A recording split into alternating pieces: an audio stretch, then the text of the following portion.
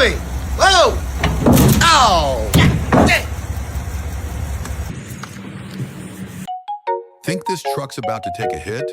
Nah, it's actually getting repaired.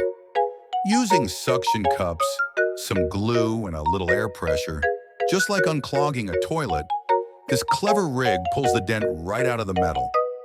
During the day, it's all set up to apply even pressure and carefully reshape the body panel. No hammering needed. This is pure garage genius, turning everyday stuff like a basketball into a body shop tool. Would you try this on your car? Let us know and follow for more clever fixes like this.